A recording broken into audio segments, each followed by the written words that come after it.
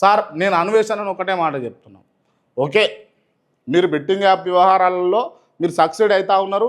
వాళ్ళని ఎవరైతే ఉన్నారో ఈ బెట్టింగ్ యాప్స్ని ప్రమోట్ చేసి వాళ్ళు డబ్బులు వసూలు చేసి ఇలా రక్తపు కూడుతోటి వాళ్ళు బతుకుతున్నారో వాళ్ళ మీద మాట్లాడుతున్నారు.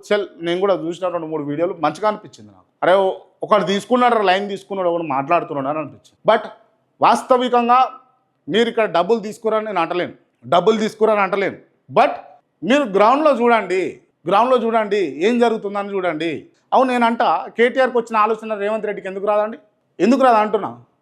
ఈకో పార్క్ జైమన్ నువ్వేదా చేసేది, నేను అధికారంలో ఉన్నా కేటీఆర్ నేను చేస్తా అని చెప్పేసి ఇమ్మీడియట్గా ఇప్పుడు యాక్షన్ తీసుకొని రేవంత్ రెడ్డిని చేయమనండి, ముఖ్యమంత్రి గారిని చేయమనండి, లేకపోతే మంత్రులను చేయమనండి, ఈకో పార్కుగా ప్రకటించి అదంతా ఈకో పార్క్ కింద చేయమని చెప్పండి, ఒకసారి చూస్తా.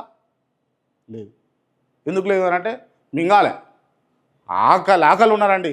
మంత్రులు, ఎమ్మెల్యేలు అందరూ ఆకలితోటి ఉన్నారు. ఆకలితోటి ఈ తారేడారిలో కనుక సంవత్సరం వదిలిపెట్టి మళ్ళీ తీసుకొచ్చి మన పారాడైజ్ బిర్యానీ సెంటర్లో వదిలిపెడితే ఎట్లా తింటాడో పోరో ఇక గట్లనే ఉన్నాను అన్నట్టు. ఇక అధికారంలో లేము ఇన్ని ఏళ్ళు, ఇక అధికారంలోకి వచ్చినాం దాహం దూపతోటి ఉన్నారు. జరా దూప అరదాకానే తాగుర్రి, కడుపు నిండదాకానే తినరు. ఎక్కువ తింటే డైజెస్ట్ కాదు, ఇట్లా అంత పేలుతుంది అన్నట్టు. రాంగ్ ఫైర్ అవుతుంది, రాంగ్ ట్రిగ్గర్ అవుతుంది.